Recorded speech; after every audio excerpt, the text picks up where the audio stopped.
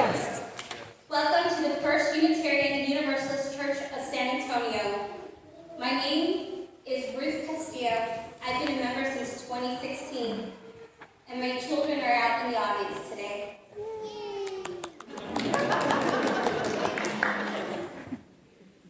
Weekly worship is where we connect, share information, and inspiration.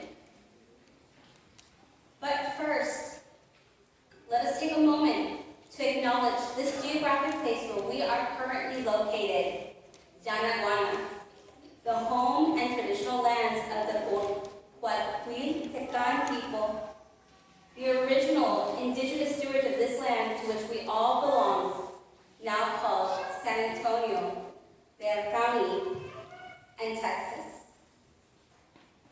Let us also remember that many indigenous peoples have not been recognized by federal government, even as they live among us as vital contributors to our shared community.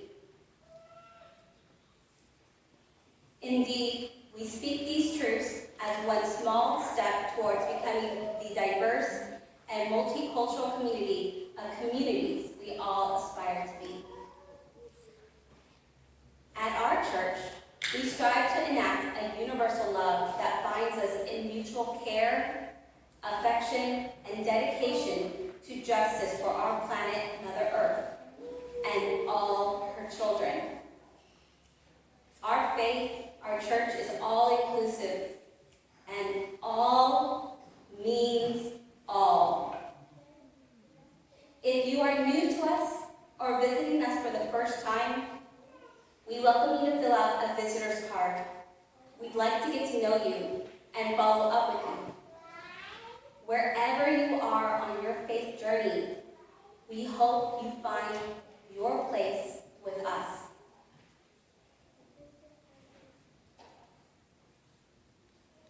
Now, it is time to welcome each other and exchange greetings of peace. Say hello to someone you know and don't yet know as we share these moments together.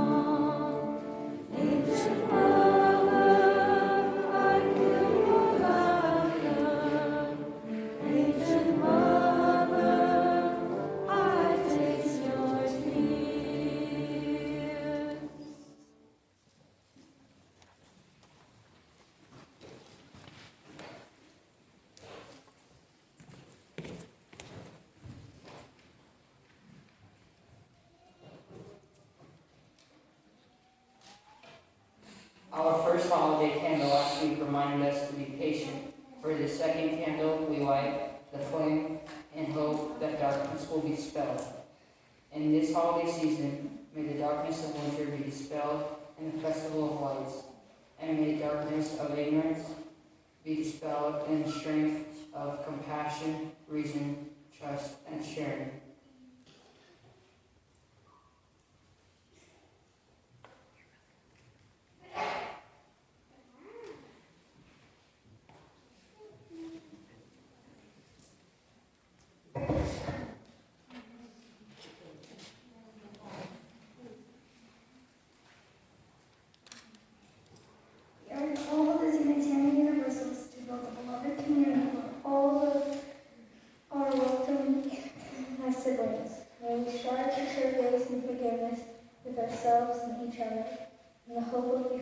home and reconciled.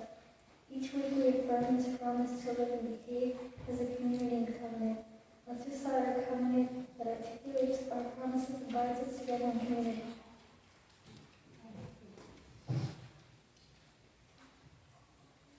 Love is the doctrine of the Church. The quest of truth is its sacrament, and service is its prayer. To dwell together in peace, seek knowledge and freedom, serve humanity and fellowship, to the end that all souls shall grow to harmony with the divine, thus do the covenant with each other.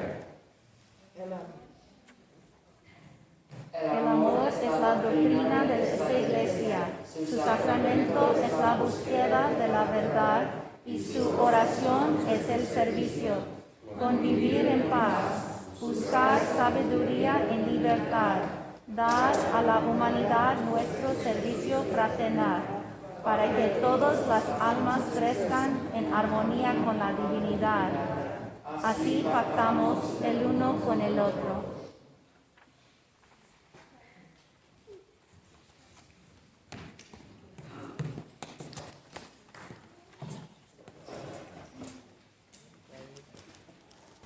The song I'm about to play for you is entitled Sueños, and in English it translates into dreams.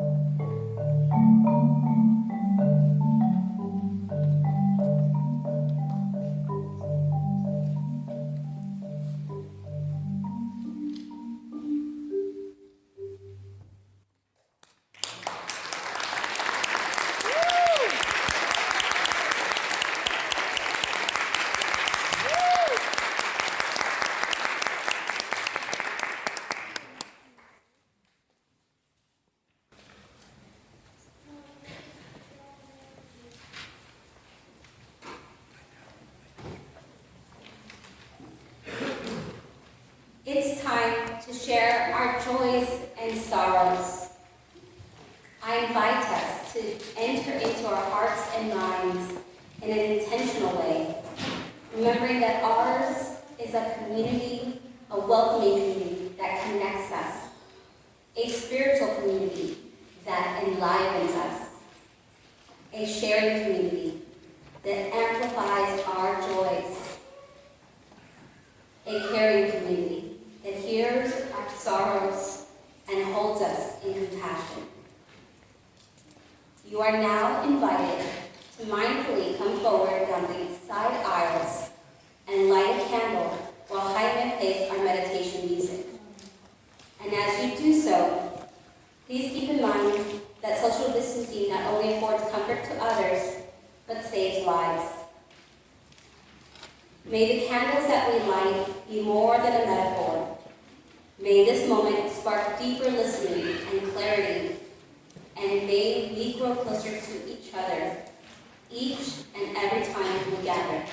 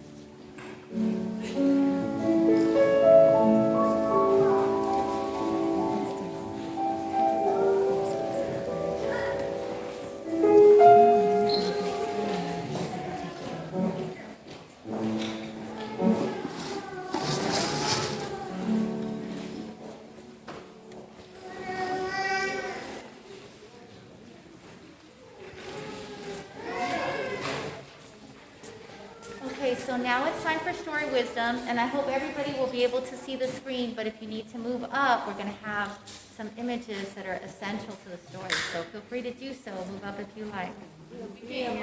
Oh, yes.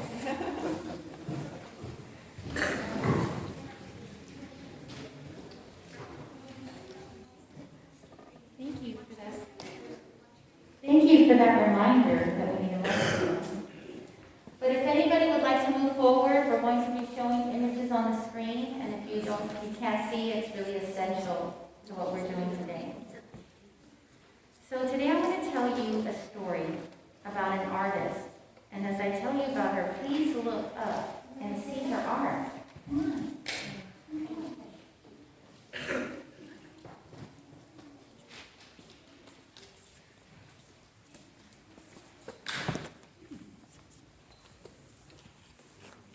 When Yolanda Lopez was a little girl, she wanted to sew like her mother.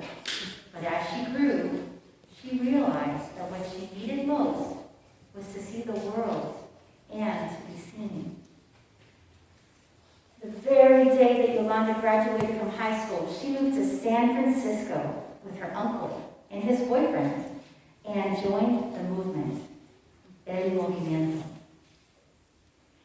She started college, and while she was there, she got involved on campus, supporting brown and black students.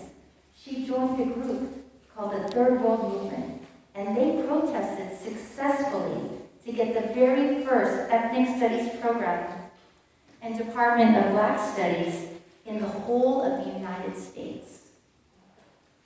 She also worked in the community, making art and posters for causes she believed in, for the rights of immigrants and against police brutality. Yolanda's art told the story of working people, of brown and black people, of immigrant people, and it also told the story of women who broke away from traditional roles as caregivers, sacrificing mothers, and passive observers.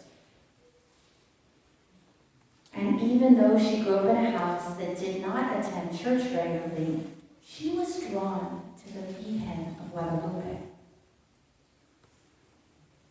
She was intrigued by La Virgen's indigenous heritage of Guadalupe, the serpent-skirted mother goddess of the Aztecas.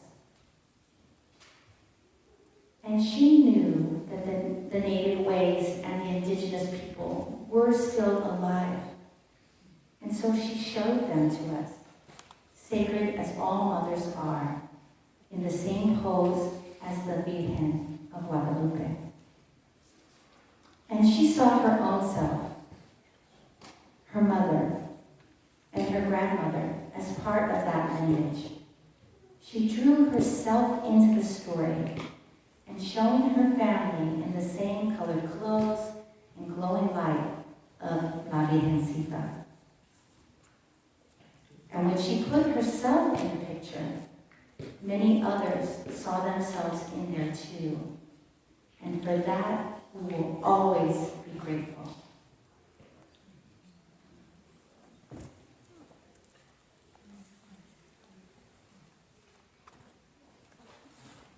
So now we're going to...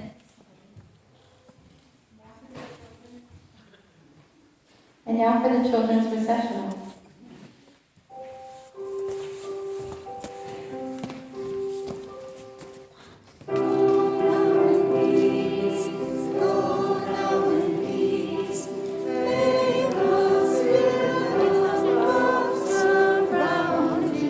Everywhere, everywhere you may go.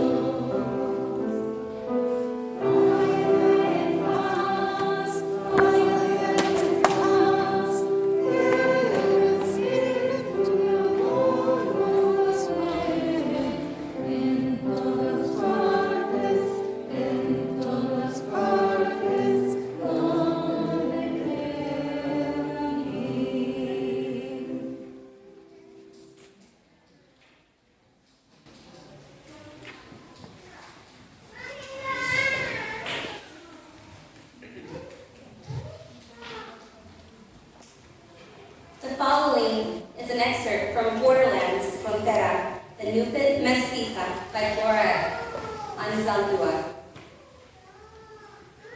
Guadalupe is one of the powerful images or archetypes that inhabits or passes through my psyche. For me, La Guadalupe is the consuming internal whirlwind, the symbol of underground aspects of the psyche. Guadalupe is the mountain, the earth mother, who conceived all celestial beings of her cavernous womb. Goddess of birth and death, Guadalupe gives and takes away life. She is the incarnation of cosmic processes. Simultaneously, depending on the person, she represents duality in life, a synthesis of duality, and a third perspective, something more than a mere duality or synthesis of duality. Guadalupe depicts the contradictory. In her figure, all the symbols important to the religion and philosophy of the Aztecs are integrated. Medusa, the ordained, she is a symbol of fusion of opposites. The eagle and the serpent, heaven and the underworld, life and death, mobility and immobility, beauty and horror. When we are not living up to our potentialities, and thereby impeding the evolution of the soul, or worse, Guadalupe, the earth, opens and plunges us into its maw, devours us. By keeping the conscious mind preoccupied or immobile, the germination work takes place in the deep, dark earth of the unconscious.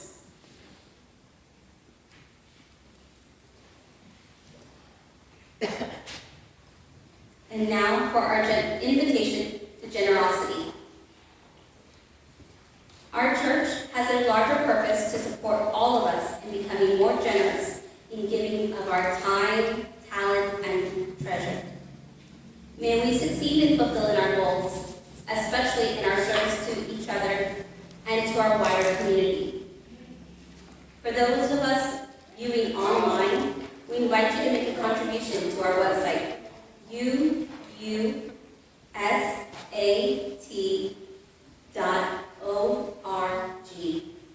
under the link Give on our homepage. You may use a credit card or debit card, your checking or savings account, or send a check to our office made out to First You. Those of us in the sanctuary may contribute to the baskets being passed by our ushers.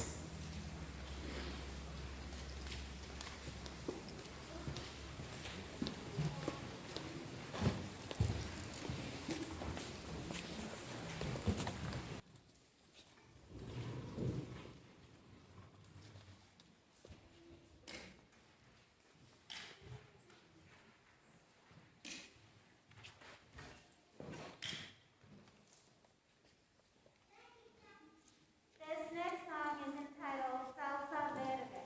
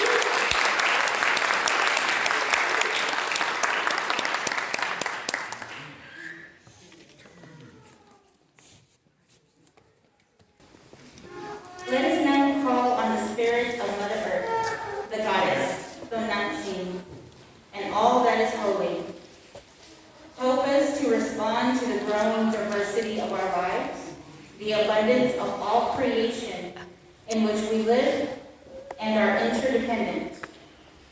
Help us to see the abundance of love, generosity, and meaning overflowing in our lives. Help us to transcend our either and or limited scarcity, thinking about nationality, culture, gender, ability, and race. To see the abundant, innumerable ways of being and honor the spectacular array of life around us. Help us to see that there is enough for ourselves and all people, and to live into the truth that we are here to change, to grow, and to come fully alive. May our blessings be multiplied through our sharing of them. Amen.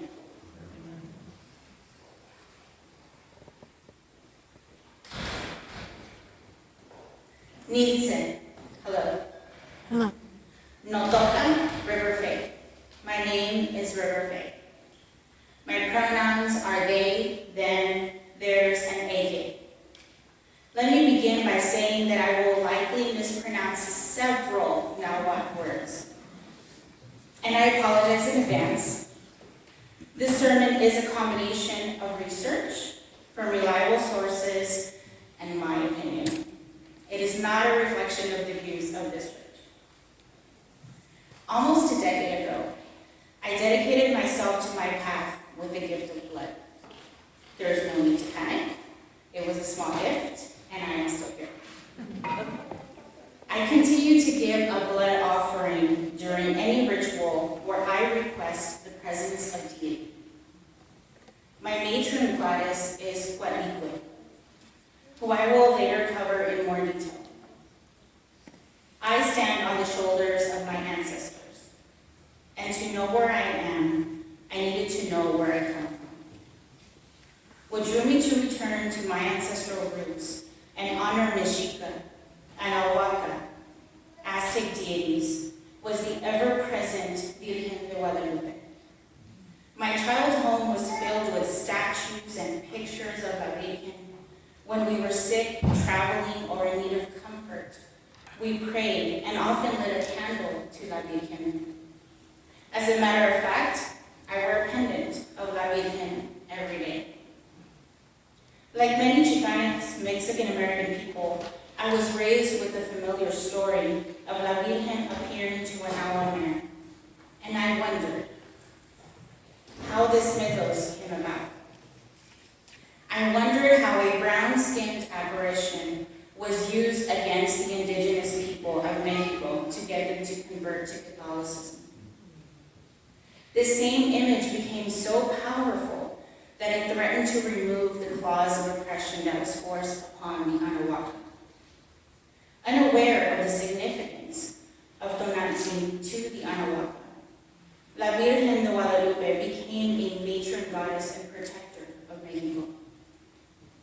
While the pilgrims cloaked their colonizing efforts with cries of religious freedom, 100 years earlier, Hernán Cortés landed in Mexico with 500 men, Franciscan missionaries, and smallpox, with the dual goals of finding gold for the Spanish crown and souls for the Pope.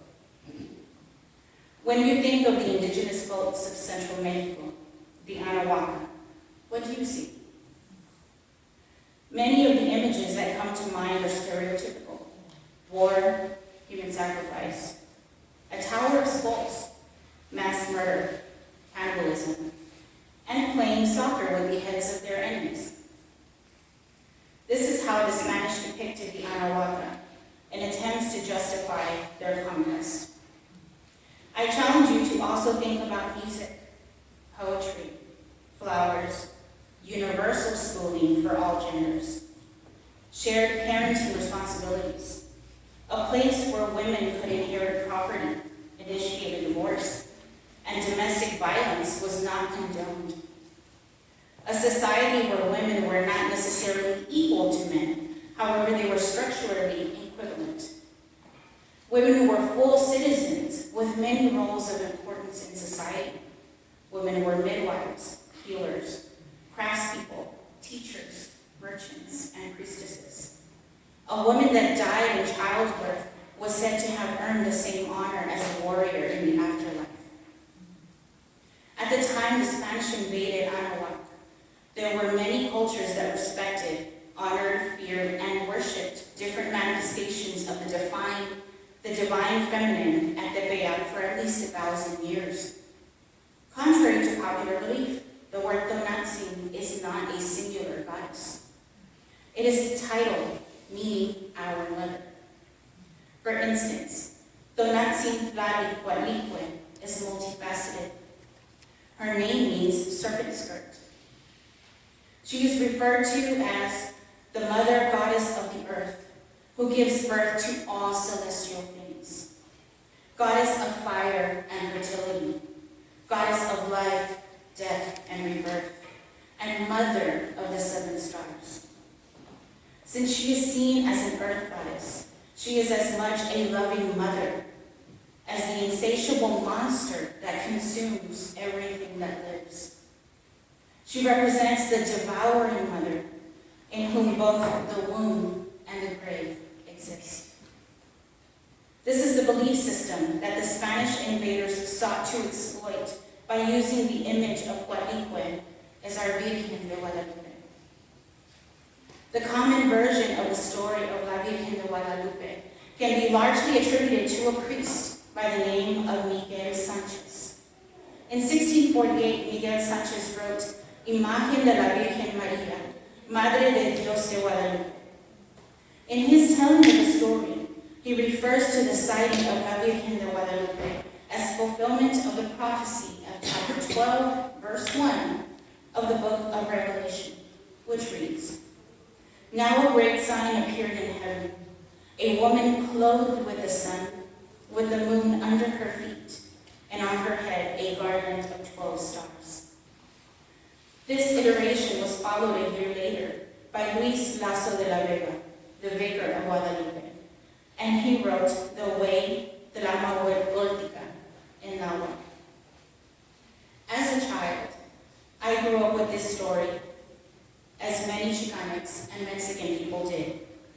On December 9, 1531, La Virgen de Guadalupe made an appearance on TBow before a Nahua man named Guadalupe, which means the talking eagle, also known as Juan Diego. In Nahua, La Virgen asked Juan Diego to go with Bishop Zumarraga to build a temple on the top of the hill. On December 12th, La Virgen orders Juan Diego to go to the top of TBow, where he would find roses that were native to Spain, and instructed him to wrap them in his tilma. When Juan Diego unrolled his tilma in front of Bishop Zumarraga, he let go of the flowers, and a dark-skinned Virgen de Guadalupe had miraculously appeared on his clothes. Another word that has been used for La Virgen de Guadalupe is Guadalupe. Does it sound native to you? It should, because it was designed to. In the 1890s, a priest by the name of Father Mariano Jacobo Rojas created the word to represent La Virgen de Guadalupe.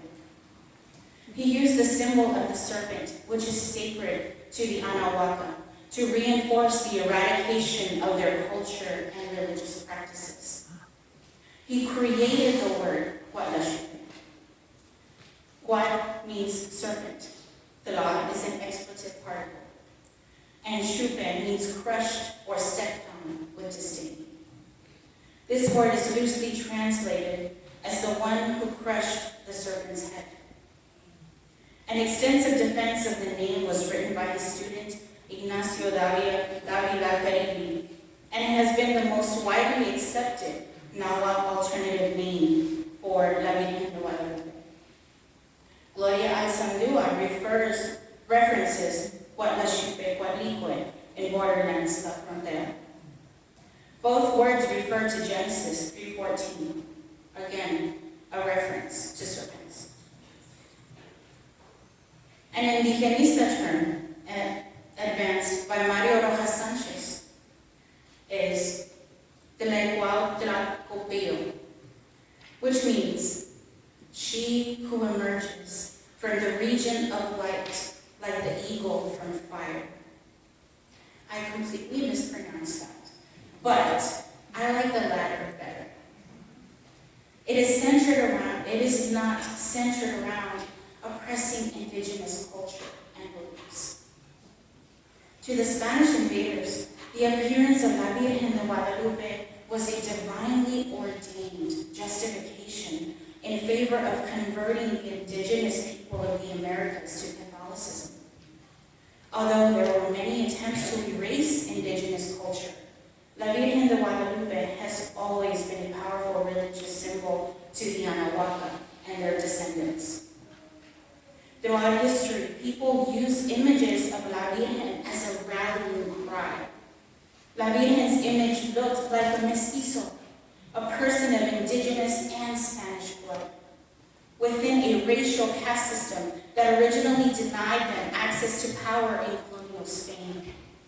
But for the mestizo, La Virgen symbolized an assurance of their place in a society that grew as Mexico's independence movements. In 1810, at the start of the Mexican War of Independence from Spain, Father Miguel Hidalgo y Costilla hoisted a banner with the image of La Virgen. And the Grito de Dolores declared, "Viva Nuestra Madre Santísima de Guadalupe." In 1910, during the Mexican Revolution, Emiliano Zapata also carried a banner with the image of La Virgen. This helped solidify La Virgen as a cultural symbol of social justice for many generations to come.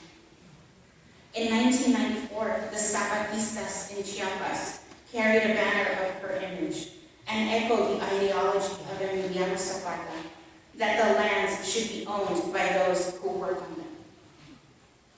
The image of La Virgen de Guadalupe has become a part of the culture in many Mexican-American Chicanx communities. Cesar Chavez and Dolores Huerta used the image of La Virgen when they founded the National Farm Workers Association that later became the United Farm Workers of America.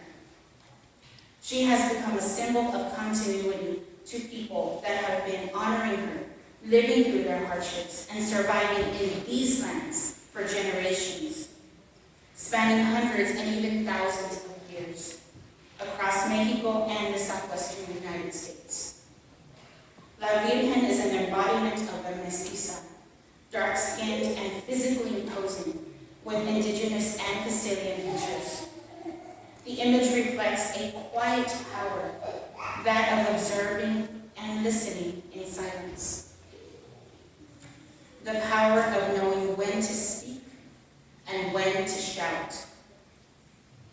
She is a cultural symbol of goodness, motherhood, feminism, health, strength, and social justice.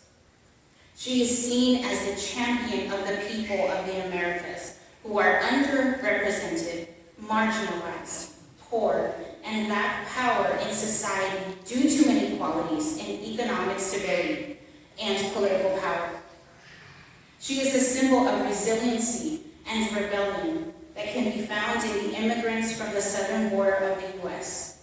that flourish due to their values and their ganas, despite systematic racism, hateful rhetoric, and harmful stereotypes. Her image transcends religious boundaries, and she is honored by Catholics and non-Catholics alike. While the story of La Virgen is a significant example of how colonization permanently affected the indigenous cultures of the Americas, she is also a beacon of hope against the enslavement of indigenous people, subjugation, and violence. To many, the descendants of the Anahuaca are her chosen people. And now we will sing De Colores, if you will join us. 305 from the field. Oh,